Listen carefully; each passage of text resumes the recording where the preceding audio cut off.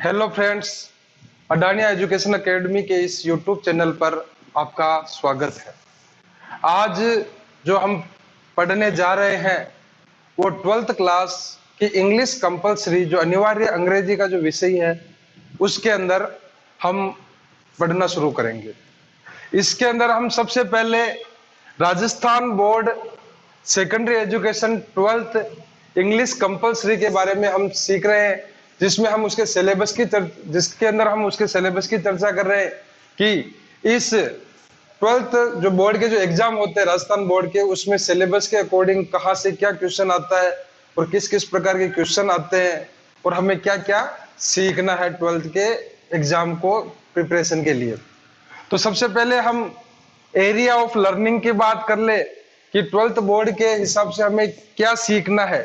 तो इसमें सबसे पहले रीडिंग, मतलब पढ़ाई से संबंधित जो अंक बार रहेगा वो 15 अंकों का रहेगा। उसके बाद में राइटिंग, लेखन कौशल जो होगा वो आपका 25 अंक का होगा। 15 और 25 मिला के ये टोटल हो गए 40 अंक। उसके बाद में टेक्स्ट बुक जो कि दो है, एक रेम्बो और एक पनोरमा। रेम्बो जो है वो आपके 25 नंबर की रहेगी और पनोरमा जो है वो 15 नंबर की है।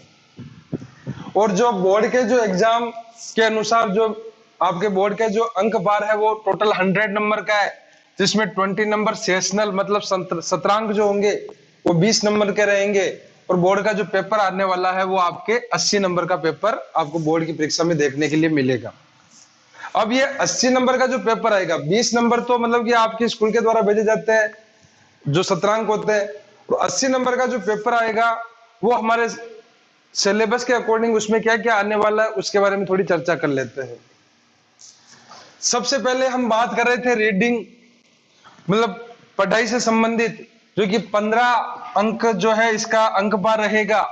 इसमें पहला जो क्वेश्चन आने वाला है वो कॉम्प्रिहेंशन पैसेज है। मतलब एक पैसेज आएगा जिसके क्वेश्चन आंसर दिए होंगे, जिसमें 6 क्वेश्चन तो उस पैसेज से रिलेटेड वहां से उसमें से आंसर ढूंढ के लिखने हैं और 3 क्वेश्चन जो होंगे उसमें आपको सिनोनिम्स, एंटोनिम्स, वन वर्ड, इस प्रकार के क्वेश्चन पूछे जाते हैं और टोटल मिला के ये 9 नंबर का जो है पहला पैसेज आता, पहला क्वेश्चन आता।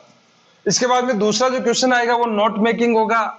एक पैराग्राफ दिया गया होगा, एक पैसेज दिया गया होगा, उसमें से हमें क्या करना है, उसके नोट्स बनाने। और एक एब्स्ट्रैक्शन होता है, मतलब उसका भावार्थ लिखना होता है। तो वो दोनों ही मिलाकर 4 नंबर का तो होता है नोट्स मेकिंग का, और 2 नंबर होते हैं उसकी समरी के, उसके एब्स्ट्रैक्शन के, और टोटल मिलाकर उनका अंक बार होता है 6 नंबर। और इस प्रकार से दोनों ही पैसेज जो होंगे वो टोटल मिला के 15 नंबर का होगा। और ये सेक्शन ए के अंदर, आपके एग्जाम के पेपर के अंदर सेक्शन ए के अंदर ये आएगा। इसके बाद आगे बात करते हैं अपन सेक्शन बी की।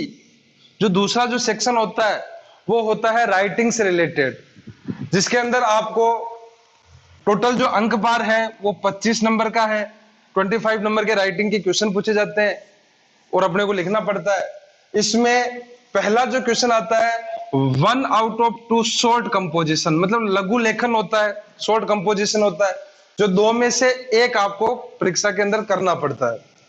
अब इस 2 जो है कंपोजिशन वो क्या हो सकते हैं, तो एडवर्टाइजमेंट हो सकता है, नोटिस राइटिंग हो सकता है, पोस्टर मेकिंग या पोस्टर ड्राफ्टिंग हो सकता है, इनवाइटेशन, आमंत्रण, डिक्लाइनिंग और एक्सेप्टिंग, मतलब कि निमंत्रण को आप अस्वीकार कर रहे हो या स्वीकार कर रहे हो उसके बारे में, आर्ग्यूमेंट्स फॉर ए और अगेंस्ट टॉपिक, या कोई टॉपिक दे दिया जाता है उसके ऊपर उसके पक्ष में तथा विपक्ष में तर्क देने पड़ते हैं। और इस प्रकार से ये 5 जो टॉपिक है, ये पांचों टॉपिक मिलाकर आपके 4 नंबर का अंक बार रखते हैं। परीक्षा के अंदर 2 पूछे जाते हैं 5 में से, और 2 में से हमें 1 करना पड़ता है। वापिस देखिएगा, advertisement, notice, poster, invitation, arguments for और अगेंस्ट टॉपिक, किसी टॉपिक के पक्ष में या विपक्ष में हमें तर्क देने पड़ते हैं। उसके बाद में राइटिंग के अंदर जो दूसरा जो पार्ट है वो आपके रिपोर्ट राइटिंग का है, जो कि वर्बल बेस पर आएगा और इसका अंक बार रहेगा 7। मतलब कोई भी इवेंट हो सकती है, कोई भी समारोह हो सकता है, कोई एक्सीडेंट हो सकता है, उसके ऊपर आपको एक रिपोर्ट बनानी है। वो रिपोर्ट बनाकर लिखनी है, वो 7 नंबर का अंक बार रहेगा और कम से कम हमें 150 वर्ड्स में, 150 वर्ड्स में उसको बनाना पड़ता है।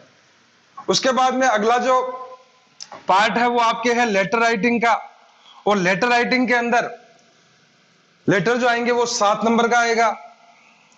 और 7 नंबर के अंदर जो 3 प्रकार के लेटर जो है वो पूछे जा सकते हैं। 3 में से 2 पूछेंगे और 2 में से हमें ए करना पड़ेगा। इसमें बिजनेस और ऑफिशियल लेटर है। पहला बिजनेस से रिलेटेड या ऑफिशियल जानकारी से रिलेटेड कोई भी पत्र है वो लिख सकते हैं। दूसरा लेटर टू द एडिटर, या फिर अखबार के प्रकाशक को हमें पत्र लिखना पड़ता है, एडिटर को लिखना पड़ता है, वो वाला। तीसरा है एप्लीकेशन फॉर जॉब, या फिर आप जॉब के लिए एप्लीकेशन भी उसमें पूछी जा सकती है, उसमें सीवी या रिज्यूम भी इंक्लूडिंग हो सकता है। तो कुल मिला के ये जो लेटर का जो पार्ट है ये भी आपके 7 नंबर का रहेगा। और अंतिम जो पार्ट है राइटिंग के अंदर 1 आउट ऑफ 2 कंपोजिशन, 2 कंपोजिशन होंगे, उनमें से हमें एक करना है और ये भी 7 नंबर का। ये भी एक तरीके से पैराग्राफ ही है जो हमें लिखना पड़ेगा। और इस प्रकार से राइटिंग का जो पार्ट होगा वो टोटल 25 नंबर का होगा और 15 नंबर की होगी अपने रीडिंग का पार्ट। और टोटल मिला के ये हो गए आपके 40 नंबर का अंक भाग। वापिस समझिएगा, पहला कॉम्प्रिहेंशन पैसेज 9 नंबर का, नोट स्पीकिंग 6 नंबर का और दोनों मिला के 15 नंबर। फिर राइटिंग के अंदर शॉर्ट कंपोजिशन 4 नंबर का आएगा जिसमें 5 टॉपिक मैंने बताए हैं। उसके बाद में रिपोर्ट राइटिंग 7 नंबर की। उसके बाद में लेटर राइटिंग 7 नंबर की जिसमें 3 प्रकार के लेटर आ सकते हैं, बिजनेस और ऑफिशियल लेटर पहला, दूसरा है लेटर टू द एडिटर और तीसरा है एप्लीकेशन फॉर जॉब, जो कि मतलब कि सीवी और रिज्यूम भी उसमें सम्मिलित रहेंगे। और फिर है चौथा जो पार्ट है इसका राइटिंग का वो है 1 आउट ऑफ 2 कंपोजिशन, 2 कंपोजिशन में से हमें एक करना, वो भी 7 नंबर का, और ये मिलाकर 25 नंबर का अंक भार हो गया। तो दोस्तों 40 नंबर के रीडिंग और राइटिंग के पार्ट के बाद जो तीसरा जो पार्ट आता है अपना सेक्शन सी, वो आता है टेक्स्ट बुक से रिलेटेड, किताब से रिलेटेड, जो कि 40 नंबर का टोटल अंक भार रहता है आपके बोर्ड के एग्जाम के अकॉर्डिंग। इसमें रेम्बो जो बुक है आपकी फर्स्ट, उसमें पोएट्री का जो सेक्शन है वो टोटल रहेगा 10 नंबर का। रेम्बो बुक का पोएट्री का सेक्शन 10 नंबर का रहेगा जिसमें 1 आउट ऑफ 2 एक्सट्रैक्ट, पहला जो होगा 2 एक्सट्रैक्ट में से हमें एक एक्सट्रैक्ट करना पड़ेगा। एक्सट्रैक्ट क्या होता है कि पोएम का जो स्टेंजा होता है उससे रिलेटेड कुछ क्वेश्चंस पूछे जाते हैं, उनका हमें आंसर बना के लिखना पड़ता है। तो 2 एक्सट्रैक्ट होंगे, उनमें से एक हमें करना पड़ेगा और ये जो रहेंगे ये 4 नंबर के रहेंगे पोएट्री से। फिर उसके बाद पोएम से ही 3 आउट ऑफ 4 शॉर्ट क्वेश्चंस, जो 4 क्वेश्चन छोटे या लघु क्वेश्चन दिए जाते हैं उनमें से हमें 3 करने पड़ते हैं और प्रत्येक क्वेश्चन का अंक भार 2 नंबर का रहता है। इस प्रकार से टोटल मिला के 6 नंबर जो हो गए वो शॉर्ट क्वेश्चंस के हो गए, शॉर्ट आंसर टाइप क्वेश्चन के हो गए। और इस प्रकार से पोएट्री जो हो गई वो टोटल 10 नंबर की हो गई। फिर आगे रेम्बो लेसन की बात करते हैं पोएट्री को छोड़कर, तो वहां पर 4 शॉर्ट आंसर क्वेश्चंस, 4 लघु आंसर क्वेश्चन पूछे जाएंगे या 4 जो छोटे आंसर के क्वेश्चन पूछे जाएंगे और वो होंगे 2-2 नंबर के और टोटल मिला के 8 नंबर के वो क्वेश्चन हो गए। फिर 1 out of 2 long answer question और फिर उन्हीं लेसन में से जो 2 निबंधात्मक क्वेश्चन पूछे जाएंगे उनमें से हमें एक करना पड़ेगा और वो होगा 7 नंबर का। इस प्रकार से टोटल मिला के इनके हो गए 15 नंबर। तो कहने का मतलब पोएट्री जो हो गई वो तो हो गई 10 नंबर की, और पोएट्री के बाद में रेम्बो की जो बची हुई दूसरे जो लेसन है उस बुक के अंदर वो होंगे टोटल मिला के 15 नंबर के। फिर अब अगली बुक जो है अपनी पनोरमा, उसके अंदर भी 1 out of 2 long answer question, मतलब 2 निबंधात्मक क्वेश्चन पूछेंगे, उनमें से हमें एक करना पड़ेगा और ये भी रहेगा 7 नंबर का। और 4 शॉर्ट आंसर क्वेश्चन, 4 वापिस छोटे क्वेश्चन पूछे जाएंगे, छोटे आंसर वाले क्वेश्चन जो कि 8 नंबर के रहेंगे। इस प्रकार से पनोरमा जो होगी वो भी 15 नंबर की। 15 पनोरमा हो गई, 15 नंबर के रेम्बो के लेसन्स हो गए और 10 नंबर की पोएट्री, टोटल मिला के इनके भी अंक भार हो गया 40। इस प्रकार से ये 80 नंबर के जो क्वेश्चंस जो है वो पेपर के अंदर पूछे जाएंगे और हमें इनको पढ़ना है। तो दोस्तों हम जो पहला जो पार्ट उठाने जा रहे हैं सेक्शन सी का, रेम्बो का जो पोएट्री का जो सेक्शन है 10 नंबर का, इसको हम शुरुआत में पढ़ने जा रहे हैं। मुझे आशा है कि आप जो पढ़ेंगे वो आप उनके नोट्स बनाएंगे हैंड टू हैंड और उनको लिखने का और फिर बाद में उनको याद करने का भी प्रयास करेंगे, ताकि आप फिर आने वाले टाइम में जब एग्जाम नजदीक हो तब आपको किसी प्रकार की कोई समस्या का सामना न करना पड़े। तो दोस्तों शुरू करते हैं हम रेम्बो का पोएट्री का पार्ट। तो दोस्तों शुरू करते हैं 12th क्लास के जो रेम्बो जो बुक है उसमें पोएट्री सेक्शन को, और जो लेसन नंबर 12 जो पहली पोइट्री है वो पोयम जो है द नोबल नेचर, मतलब उदात्त प्रकृति, अच्छी प्रकृति या सभ्य प्रकृति। और द नोबल नेचर जो पोयम जो लिखने वाले कवि है उनका नाम है बेन जॉनसन, और उनका जो काल रहा है 1573 से लगाकर 1637 तक, 1573 टू 1637। अब सबसे पहले हम बात करते हैं द नोबल नेचर, उदार प्रकृति, उदात्त प्रकृति, सभ्य प्रकृति, अच्छा स्वभाव। तो इस कविता का भावार्थ क्या है? तो कवि इसमें एक ही बात समझाना चाहता है जो एक हम हिंदी दोहे के माध्यम से भी समझते ही हैं कि बड़ा भैया तो क्या भैया, जैसे पेड़ खजूर, पंथी को छाया नहीं, फल लागे अति दूर। मतलब कि आप आकार में, नाम में या फिर लंबाई चौड़ाई में बड़े होने से कोई मतलब नहीं अगर आप किसी की किसी भी प्रकार से मदद न कर सके। तो दोस्तों देखते हैं कि ये पोयम क्या कहना चाहती है। तो सबसे पहली लाइन देखेंगे, it is not growing like a tree in bulk doth make man better be, और standing long an oak 300 year to fall a log at last dry bald and sere. A lily of a day is fairer far in May, although it fall and die that night. It was the plant and flower of light. In small proportion, we just beauties see, and in short measures life may perfect be. तो दोस्तों इसको हम हिंदी अनुवाद करते हैं और इसको समझते हैं। It is not growing like a tree, मतलब कि एक ग्रोविंग यानी बड़ा होना, लाइक ए ट्री यानी एक पेड़ की तरह विशाल या बड़ा होना नोबल नेचर नहीं है। इन बुल्क कि आप भारी मात्रा में बड़े हो गए। डोथ, डोथ का मतलब होता है don't.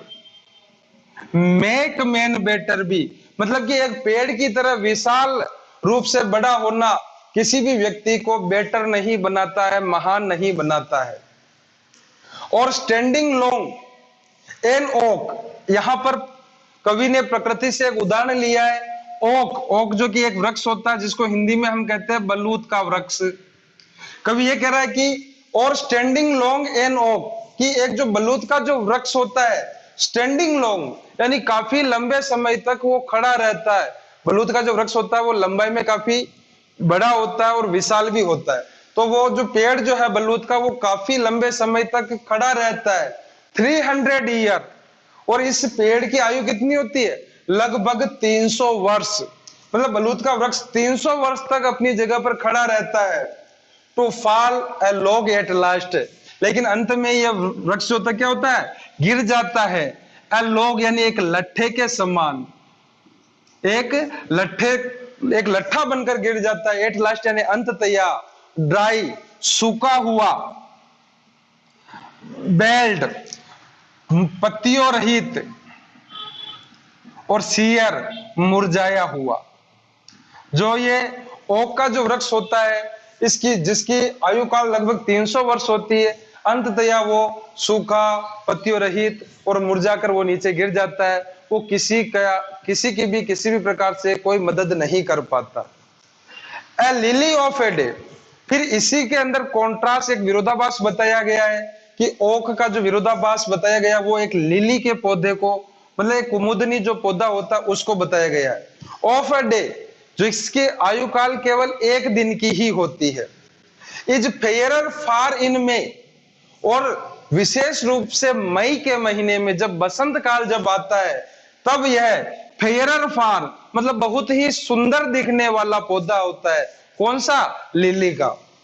Although it fall and die that night, हालांकि ऑल्दो इट फॉल यह गिर जाता है, एंड डाई मर जाता है, दैट नाइट उसी रात्रि को, इट वाज द प्लांट फिर भी यह एक ऐसा पौधा है, एंड फ्लावर या फिर एक ऐसा फूल है, ऑफ लाइट जो प्रकाश का है, प्रसन्नता का है।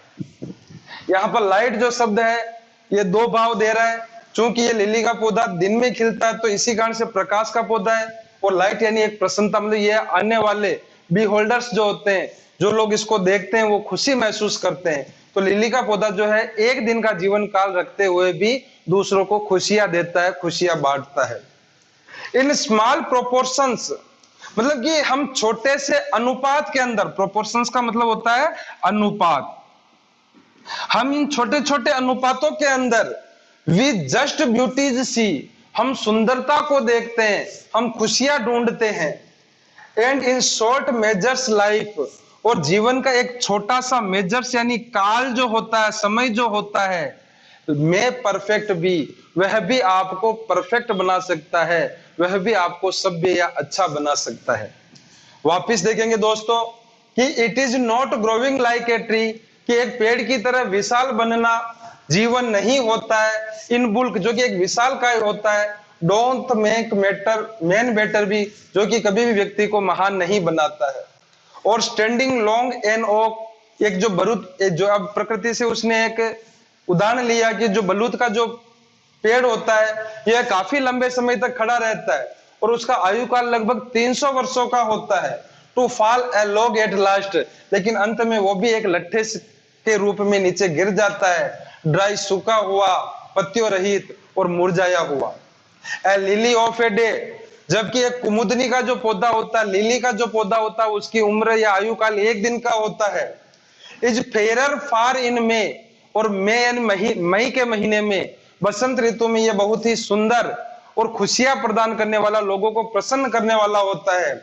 Although it fall and die that night, हालांकि ये उसी रात्रि को, मतलब एक दिन के जीवन के बाद रात्रि के समय यह मुरझा जाता है, मर जाता है। It was the plant and flower of light, फिर भी यह एक ऐसा पौधा होता है जो आपको प्रसन्नता और खुशी देने वाला पौधा होता है। तो देखो यहाँ पर ओक और लिली के बीच में कंपैरिजन किया गया है। ओक को बहुत महान, बहुत विशाल वृक्ष बताया गया है और इसकी जीवन काल भी 300 वर्षों का बताया गया है, जबकि लिली एक छोटा सा पौधा होता है जिसका जीवन काल एक दिन का होता है। फिर भी लिली के पौधे को ओक के वृक्ष से महान बताया गया है। तो इसका मतलब we don't live in years, we live in deeds, हम कार्यों में जीवित रहते हैं, न कि वर्षों। आपकी उम्र कितनी है कोई मायने नहीं रखता है, जबकि आपने किया क्या है जीवन में यह मायने रखता है। In small proportions we just beauty see, और हम इन्हीं छोटे छोटे अनुपातों के अंदर, छोटे छोटे भागों के अंदर हम सुंदरता को ढूंढते हैं, सुंदरता को देखते हैं। And in short measures life में परफेक्ट भी, और एक छोटे काल का जीवन भी इस प्रकार से महान हो सकता है जिस प्रकार से लिली का जो जीवन था वो महान बताया गया है, तुलना में किसके? बलूत के वृक्ष के, जिसका जीवन काल 300 वर्ष का होता है। अब दोस्तों आगे हम इस कविता की राइम स्कीम, अब राइम स्कीम क्या होता है? तो तुकांत, जिसको हिंदी में कहते हैं। अब तुकांत होता क्या है, तो ये थोड़ा सा हम सीखने का प्रयास करेंगे, क्योंकि बहुत सारी बार एक्सट्रैक्ट के अंदर यह भी पूछा जा सकता है कि what is the rhyme of this extract, तो उस समय हमें वहां से राइम निकालकर लिखनी पड़ती है। तो आप थोड़ा सा समझने का प्रयास करेंगे। तो दोस्तों राइम स्कीम निकालने के लिए हमें क्या करना है? प्रत्येक जो पंक्ति है उसका अंतिम जो शब्द है उसे देखना है और उसको एक नाम देना है, जो कि स्मॉल लेटर्स की जो एबीसीडी होती है उसके अंदर हम उसको नाम देंगे। जैसे कि it is not growing like a tree, अब यहां पर ट्री जो शब्द है, अब ये जो नाम जो दिया जाता है वह इस शब्द की ध्वनि के आधार पर। अब देखिए पहला शब्द है, इसकी ध्वनि क्या आ रहा? ट्री, ई की ध्वनि आ रही है, तो मैंने यहां पर इसको नाम दे दिया ए। अब इसी प्रकार की ध्वनि वाले शब्द को हम पुनः वही नाम देंगे। फिर आगे आ रहा है लास्ट का अक्षर बी, टी, बी, सेम ध्वनि आ रही है, तो इसको भी मैंने ए नाम दे दिया। फिर तीसरी लाइन देखिए ई है, क्या ध्वनि आ रही है? ई है, ए की ध्वनि आ रही है, मतलब इनसे अलग आ रही है, तो मैंने इसको नाम दे दिया बी। सी है, ई है, दोनों ही सेम है, इसको नाम दे दिया बी। फिर डे, जो कि इन दोनों से अलग आ रही है, तो इसको मैंने नाम दे दिया सी। मे, डे, दोनों ही सेम है, इसको नाम दे दिया सी। फिर नाइट, जो कि इन तीनों से अलग है, तो इसको मैंने दे दिया डी। लाइट, नाइट सेम है, इसको दे दिया डी। सी, बी, जो कि ट्री बी की सेम है, तो इसको दे दिया ए। ए तो राइम स्कीम क्या हो गई? A A B B C C D D A A. इस प्रकार से इस कविता की राइम स्कीम निकलती है। तुकांत होता है कि जो जिस ध्वनि से जो पहली पंक्ति का अंतिम शब्द अंत होता है उसी के सेम जो अगर दूसरा शब्द आएगा तो वहां पर भी हम उसको यही नाम देंगे। तो राइम स्कीम क्या होगी दोस्तों इसकी, A A B B C C D D और ए ए। ये हो गई इस कविता की राइम स्कीम। दोस्तों इसी वीडियो के अगले पार्ट में हम about the poem, about the poet इनके बारे में चर्चा करेंगे तथा इस पोएम के अंदर किस प्रकार के क्वेश्चन बनते हैं उन क्वेश्चन को हम पढ़ेंगे तथा एक्सट्रैक्ट के बारे में चर्चा करेंगे। मुझे आशा है कि आपको ये जो पढ़ाया मैंने पोएम ये आपको समझ में आई होगी, और अगर आपको समझ में आई हो तो हमारे इस वीडियो को ज्यादा से ज्यादा शेयर करें तथा सब्सक्राइब करवाएं। धन्यवाद।